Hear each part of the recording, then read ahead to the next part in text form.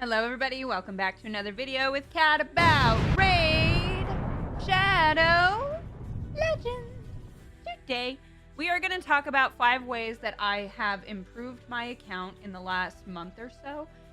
Things that I've been doing, things that I wasn't really focusing on before, and now I am, and I'm seeing a big improvement. So we're going to talk about what those things are, how it's been improving my account, and my recommendations on whether or not these things should be focused on. Before we get into that, I want to make sure that this little QR code right here doesn't get ignored.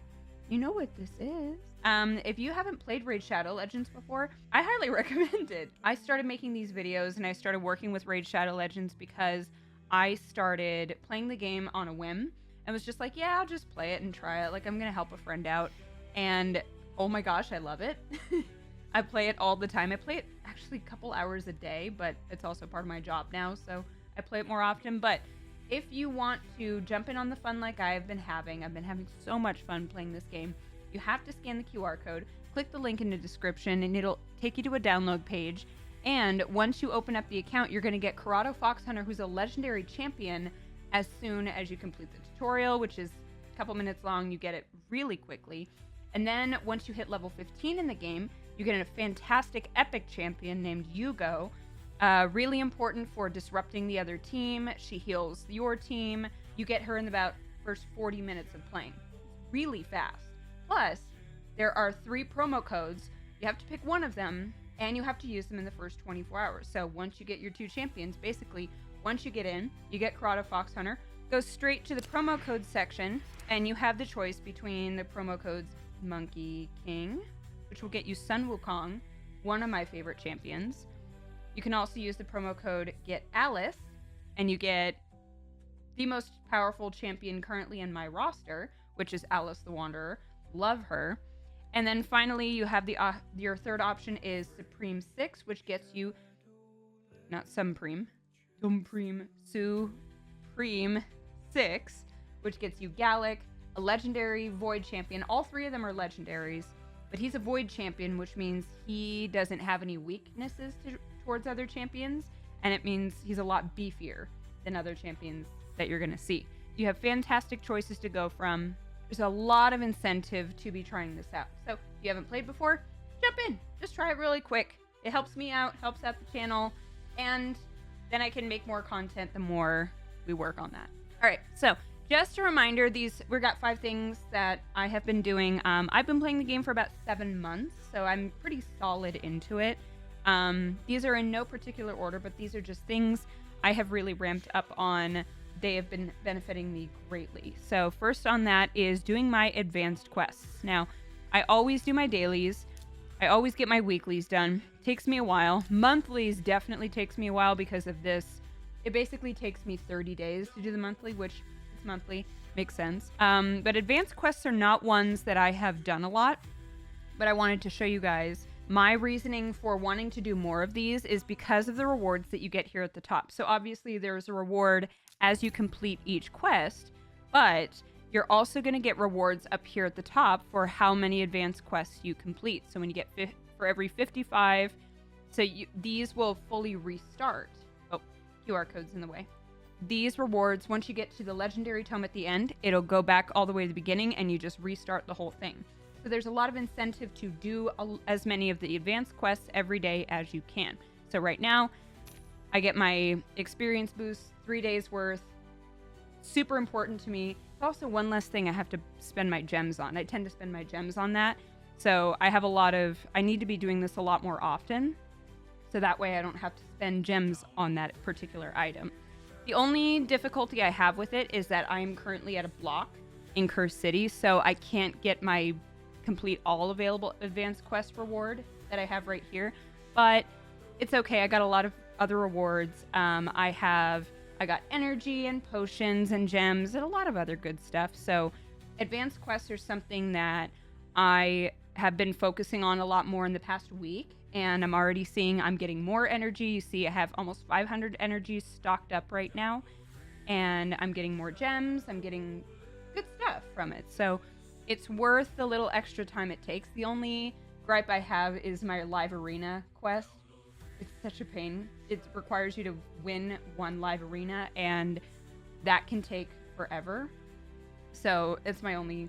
If I skip any, it's usually that one or my Cursed City quest. Second on this list, remember no particular order, was to learn more about gear upgrades. So I know what makes gear good. I hadn't really spent a lot of time learning how to ascend or use enchantments on them. So I understood upgrades. You spend a lot of silver, you get more powerful little biddies, and it's great. But I didn't really spend a lot of time trying to ascend, which adds another primary stat up here. So for this particular weapon, it gave me a little bit boost in attack. And the more of the oils that I put in, the higher that attack stat will go, up to a max of 56. So it's kind of random. You don't know which one you're going to get, but it's still decent. Like for Alice in particular, she is somebody who I want to have as high attack as possible because she's an attack type champion. So me having an attack boost from the Ascension is super helpful. So the other part of that is I've been playing with my glyphs more often. So you'll see in here, I have a lot of glyphs that are sitting in here. This is just my 1-star glyphs. I don't know if there's a way to sell them. Let me know down in the comments, because I don't want to just do one boost of speed. Like, that's not going to help me anywhere. I'd rather have a chance of having 2 or 3 all the way up to, for this artifact, 5. But if you have a 6-star artifact, then you can use up to the 6-star glyphs. I got into the glyphs when I kind of ran into a problem with Sun Wukong. I had re-geared him, and I was having him run through, the farming node that I always use, 12-3. And I was finding that when I got to the final stage, he wasn't clearing the whole team like he normally does. And I was like, oh, that's a problem, because with the previous gear I had on him, he was able to sweep through without even thinking about it, but he wasn't able to. So what I had to do was go in, and every time I found artifacts that had an attack percentage, I went in with glyphs and boosted that up as much as possible. So it's useful to, when you have champions, for example, Geomancer, who needed to have a certain amount, who needs a certain amount of accuracy in order for him to do what he needs to do. And maybe the gear that you currently have on him isn't enough. It's nice to be able to go in and boost the accuracy wherever you can. So having those glyphs is super helpful. And see, there were 2 different glyphs where I had to go in and add more accuracy to make him better. So that has been a huge help to my account, because then I can boost my overall power of my champions, specifically build a champion for what they need, and it helps me get further in the game. Right now, a quick reminder to scan the QR code that's up above me, click the link in the description, get Corrado Fox Hunter as soon as you open your account, and then you go once you hit level 15. All right, number 3 on the things that I've been focusing more on recently to improve my account. You guys are gonna hear, I've talked about this a lot in every single one of my shard openings, but Faction Wars is something that I've put a lot more effort into. One, kind of like Advanced Quests, there's a bunch of little bonus rewards for however many stars that you get. And then as you move through it, you are getting glyphs, which we just talked about. Plus you're getting pieces that go to the forge. And there are, these 2 are not good examples, but there are a couple other factions in here where you can see like Skinwalker Crypt, Sacred Order Crypt is another good one. I've been able to move far enough along into it that I can get some legendary materials. That means when I'm in the forge, I can craft 5 or 6-star gear, which is even better. Doing those faction wars has been super helpful. That builds on my gear, it builds on my artifacts, and plus if you get all of the necessary stars, you get a legendary champion. Lydia, who I believe is designed after one of the developers. Super cool. Number 4 in this list is going to be balancing my roster. And what I mean by that is, when I first started the game, I got Sun Wukong, I had Tayrel and Rectordrath were the first 2 champions I got. I got Kayle as my my starter champion. So I had damage, I had 2 attack champions, Tyrell, who does a decent job with attack, and Rector Drath. So my philosophy when I first started the game was just go hard, go home, heavy attack, high speed. It harkened back to my days of playing Pokemon, because my Pokemon playstyle was always heavy attack, high speed. So I kind of leaned back into those ideas, but I would get stuck on certain bosses, and especially Doom Tower is a reason where I really had to start balancing my roster, because there would be instances where there are Doom Tower bosses that require you to have a shield, that require you to have shield champions, or require a champion that can place HP burn in order for them to fully die and not revive. So it was important for me to start balancing my roster and get more champions that could do a variety of things and not just high damage. So I really had to focus in. Rio Bone Spear is a really good example of this. She's a support champion, and when I got her, I was like, oh, she's really pretty, but she was the first champion where I really started looking at, doing more with my champions and building teams beyond just high damage. She's a cleanser, she's a healer, she places HP burn, which is important for that Doom Tower boss. I also have been working more recently on tank champions. I don't have a lot of HP or... Why are you taking forever? I don't have a lot of HP or defense champions, so that's where I'm currently focusing. I know support and HP are going to be important, especially as I get into higher levels of Doom Tower.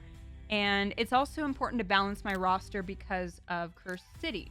For example, I'm stuck right now, and one of the reasons I'm stuck is because I need 4 red stars on any champions that I use here, and this is my only one. It's something to pay attention to. I don't recommend all of this for people who are early in the game. This is more of like, once you're a few months in, you've really got your bearings, you understand all the ins and outs of the game. This is where I would start focusing to really take my account further. The last part of this is going to be clan quests and siege. So siege is something that I was really not aware of. I was familiar with the game mode style because of other games that I had played, but I didn't realize the more victories and more points you can get as a clan, you get some really good rewards. You get feral gear, which is really, really good. You get a lot of other bonuses, and I kind of wish that I had been doing siege more often, because the first time we did it and we got a ton of rewards, I was like, that's where all this good gear has been hiding this whole time. I got all these artifacts, legendary artifacts that were like 5 and 6 star that were really, really good and important. So now I pay a lot more attention to siege as it comes through. I try, look at me with 2 out of 3 of my personal quests done. I want to do more of these because my clan is currently leveling up. We are at level 10 and we're trying to get to level 13 because of the clan shop. Then we can get legendary skill tomes. That's another bottleneck that I have, is the books for my champions. So that's going to upgrade them even further. And so clan quests and siege are both clan related. So that's why they're kind of both jumped together, but they're a little niche area where I've been able to take my account further and do more. Plus, in the clan shop, I am working towards a champion. I think I need 1 more fragment before I get her. So comment down below, what do you think of all these game modes and things that I'm doing to improve? Are there ways that I can improve these areas that I'm currently working on? And don't forget to click the link in the description or scan the QR code to get started with Raid Shadow Legends. Get Corrado Fox Hunter as soon as you start the game, and then you get Yugo once you hit level 15. Also a great champion for Faction Wars, and she's really good in a lot of other game modes. There's the promo codes that are available. There is a new reward calendar coming out for a champion that you can fuse called Udex Artor. I just talked about him in another video that I've posted, so if you want more information, go watch those. But that's everything I have. Thank you guys so much for being here. Thank you to Raid Shadow Legends for sponsoring this video, and I will see you guys in the next one. Bye!